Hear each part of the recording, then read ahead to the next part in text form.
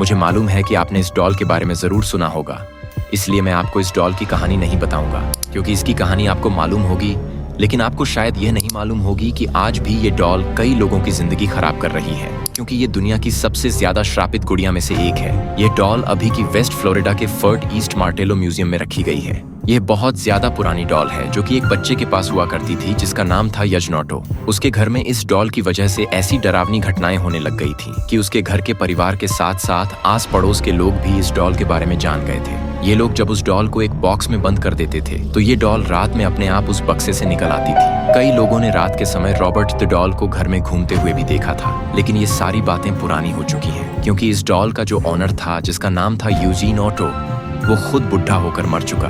लेकिन इस डॉल का श्राप आज तक खत्म नहीं हुआ।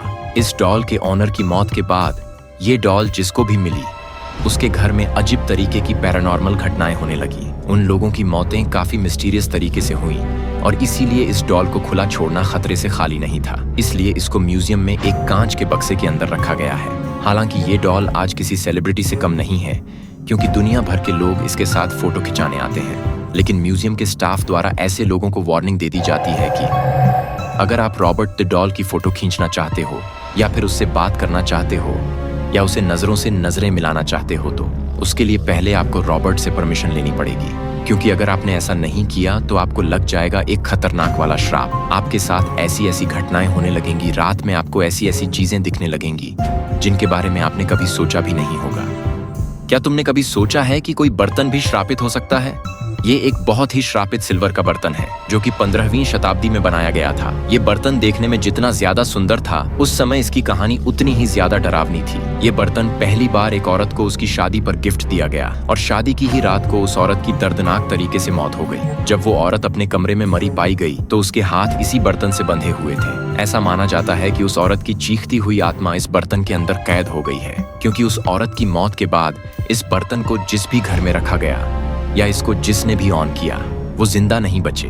उस औरत की फैमिली ने इस बर्तन को छुपाने का फैसला किया। उन्होंने एक लकड़ी के बक्से के अंदर इसको घर के नीचे दफना दिया। लेकिन कई सालों बाद जब यह घर किसी और को बेच दिया गया तो उनका घर खरीदा एक फार्मासिस्ट ने, जो कि विज्ञान पर ज्यादा भरोसा करता था, और उसे खुदाई के दौरान मिल गया ये चांदी का वेस। उसने इस बर्तन को अपने हॉल में सजाकर रख लिया। लेकिन केवल 2 महीने बाद ही रहस्यमय तरीकों से उसकी मौत हो गई। उसकी मौत से पहले वो पागलों की तरह बर्ताव करने लगा था। लोगों का कहना था कि उसको अपने घर में तरह तरह की आत्माएं दिखाई देती हैं, और सेम काम हुआ एक आर्कियोलॉजिस्ट के साथ। इस फार्मासिस्ट की मौत के बाद यह बर्तन काफी ज्यादा सुर्खियों में आया तो एक आर्कियोलॉजिस्ट माइकल ने इसको खरीद लिया। माइकल ने सोचा था कि इस बर्तन के ऊपर मैं रिसर्च करूंगा, इसके राजों का पर्दाफाश करूंगा। लेकिन महज 15 दिनों के अंदर ही माइकल इस दुनिया से साइकिल चलाकर ऊपर चले गए और अपने पीछे छोड़ गए यह श्रापित बर्तन जिसका नाम है द बसानो वेस। फाइनली इस बर्तन को इटली के सेंटा मारिया म्यूजियम में रखा गया है, लेकिन इसको म्यूजियम में भी छुपा कर रखा गया है। किसी को भी इस बर्तन को देखने की या छूने की इजाजत नहीं है, क्योंकि ये सच में श्रापित है। भाई, कहानी सुना रहा हूँ और श्रापित चीजों की बात हो और हम डॉल्स को भूल जाए, ऐसा तो हो नहीं सकता।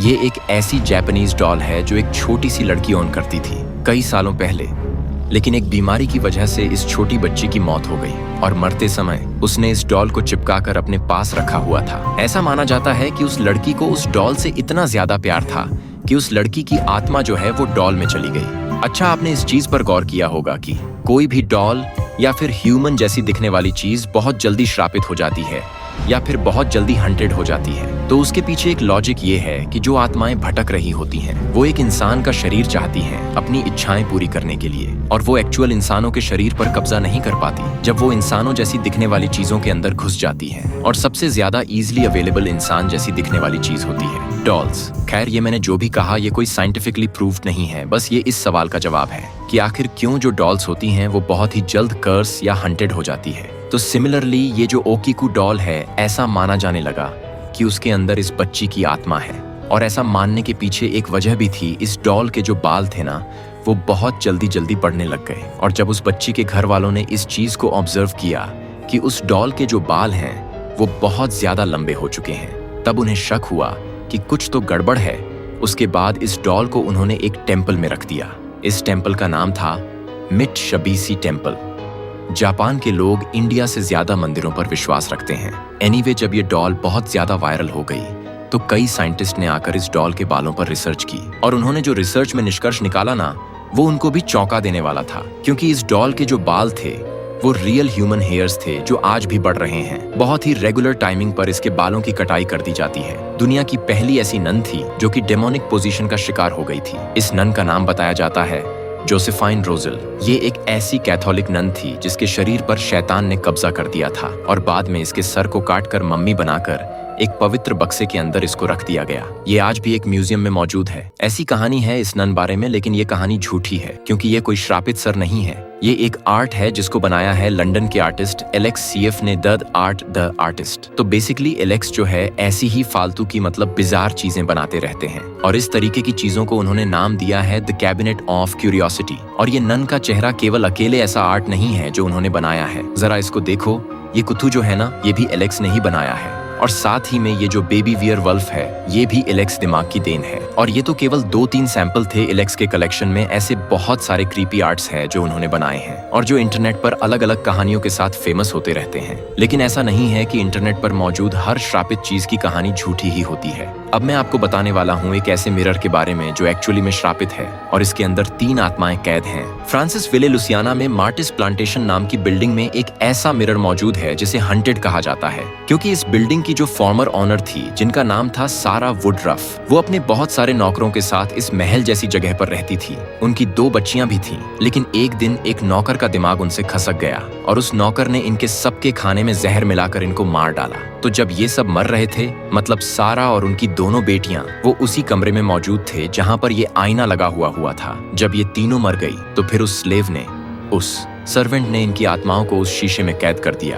क्योंकि वो सर्वेंट काला जादू प्रैक्टिस करती थी। वो सारा वुडरफ से काफी ज्यादा परेशान थी और अपने ऊपर हो रहे अत्याचारों का बदला लेने के लिए उसने इन तीनों को हमेशा के लिए एक मिरर में कैद कर दिया। आज भी ये मिरर उस जगह पर मौजूद है। इस जगह पर विजिटर्स टिकट लेकर जाते हैं। उनको शीशे पर मौजूद अंदर से हाथों के निशान दिखाई देते हैं। कभी कभी तो कई लोगों ने दावा किया कि शीशे में उनको सारा वुडरफ की आत्मा भी दिखाई दी थी। कई कमजोर दिल वाले लोग जब इस शीशे के सामने जाते हैं तो वो आत्माओं को देखकर इतना डर जाते हैं कि वहीं बेहोश हो जाते हैं। हालांकि इस शीशे को हमेशा खोल कर नहीं रखते, इसको ढक कर ही रखा जाता है और बहुत स्पेशल परमिशन मिलने के बाद ही इसके अंदर किसी को देखने मिलता है। वैसे भी काफी पुराने जमाने से इस बात को माना जाता है कि शीशा जो होता है वो दूसरी दुनिया से हमारी दुनिया में आने जाने का होता है एक रास्ता। खैर, मुझे इन सब बातों से अब नहीं है ज्यादा वास्ता, क्योंकि मैं जा रहा हूँ खाने पास्ता। एनीवे, हम सबके घर में एक ना एक ऐसी चीज होती है जिसे हम लोग बैड लक से जोड़ देते हैं। उसे हम लोग मानते हैं कर्स डर ऑन ऑब्जेक्ट। तो मुझे कमेंट करके बताना कि तुम्हारी जिंदगी में ऐसी कौन सी चीज थी,